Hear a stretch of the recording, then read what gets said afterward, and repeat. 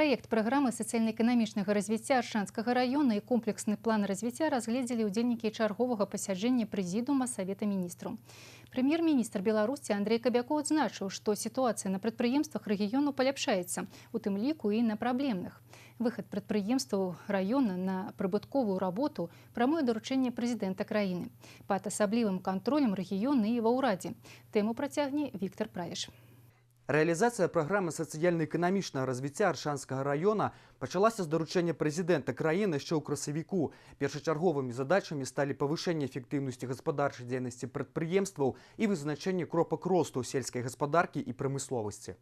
Дарэчы, лакаматыў развіцця ўжо крануўся і набірае хуткасць. Пра гэта кажуць некаторыя лічбы. Так, за студзень-кастрычнік гэтага года прамысловы аб'ём вытворчасці склаў 0,5% у параўнанні з аналагічным перыядам 2016-го.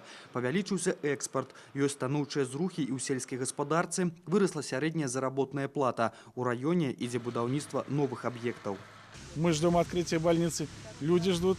И я думаю, что в ближайшее время Орша приобретет действительно супер значимый социальный объект. Строители работают. Всегда хотелось бы, чтобы работали лучше, но вместе с тем работают и однозначно ведут больницу в эксплуатацию. Аднак пакуль не абыходзіцца і без праблем. Адна з іх закрэдытаванасць прадпрыемстваў і недахоп фінансаў па іх выплаце. Вырашыць яе можна ростам аб'ёму вытворчасці малака і мяса. І гэта аператыўныя задачы. Між тым трэба шукаць новыя кропкі росту, якімі могуць стаць прадпрымальніцтва і ўкараненне сучасных тэхналогій.